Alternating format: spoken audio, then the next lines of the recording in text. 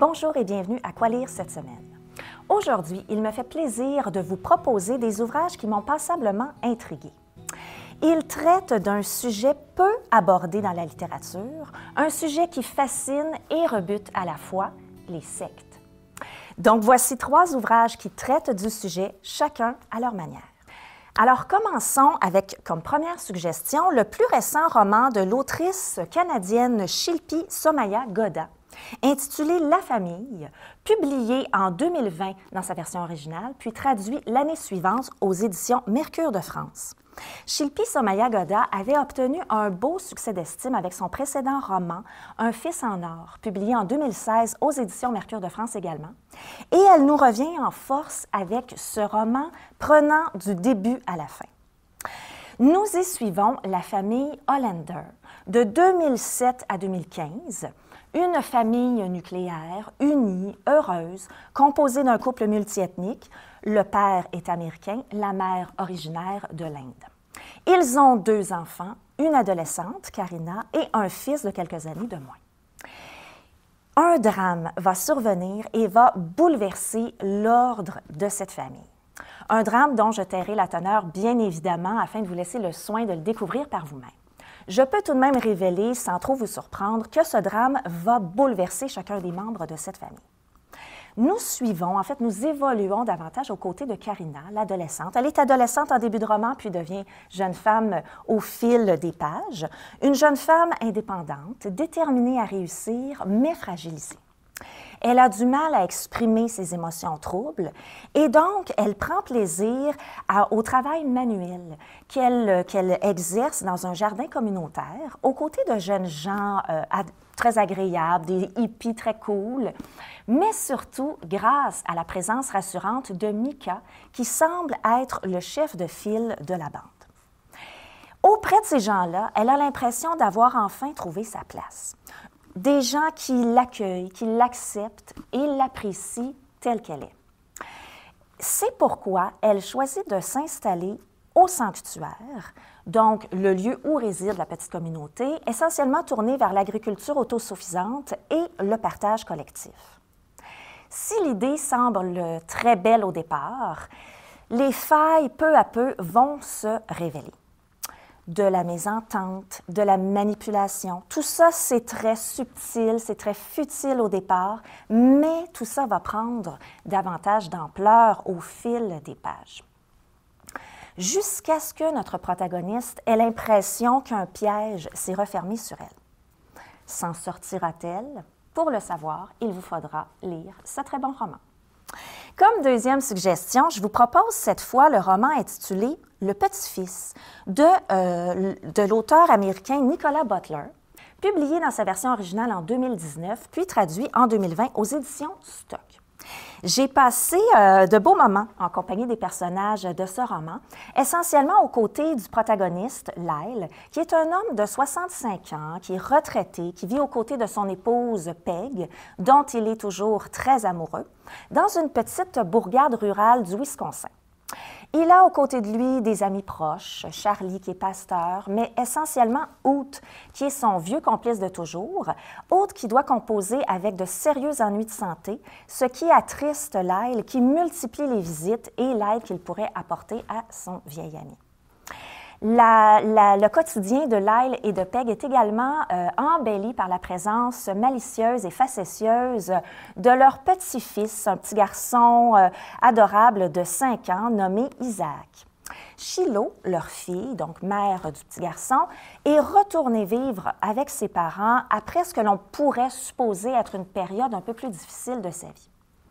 Elle tend tout de même à s'en sortir puisque depuis peu, elle a rejoint les rangs des fidèles de l'Assemblée indépendante des Coulee-Lands, dont le prédicateur est particulièrement charismatique.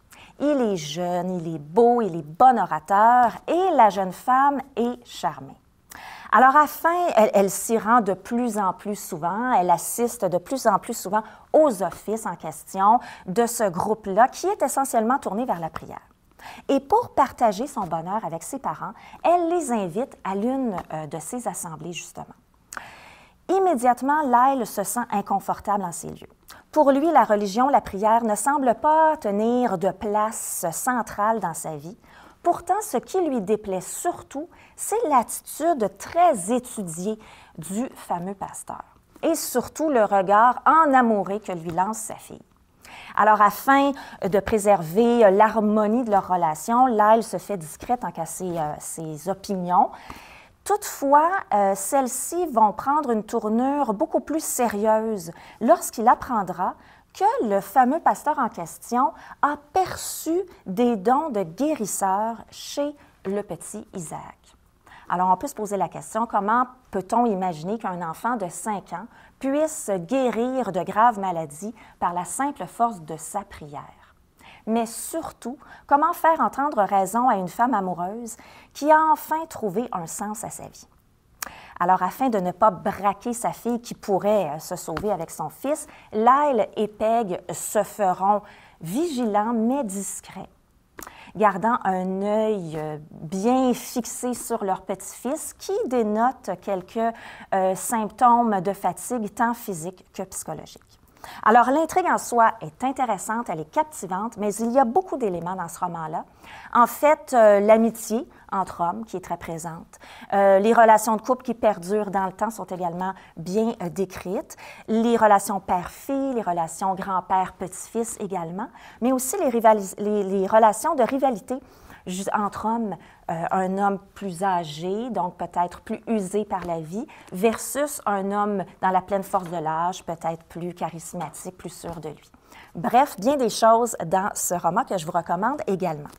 Et comme dernière suggestion pour aujourd'hui, je vous propose le roman Eden Springs de l'autrice américaine Laura Kashishke. Lors d'une précédente capsule, j'avais abordé le roman Esprit d'hiver. Celui-ci est plus récent, il date de 2018 et a été publié aux éditions Page à Page. Si je me permets de revenir sur un autre roman de l'autrice américaine, c'est que celui-ci, en fait, correspond parfaitement à la thématique d'aujourd'hui et qu'il est en soi fascinant. Laura Kashishke s'est inspirée de faits réels pour broder ce roman quelque peu déroutant.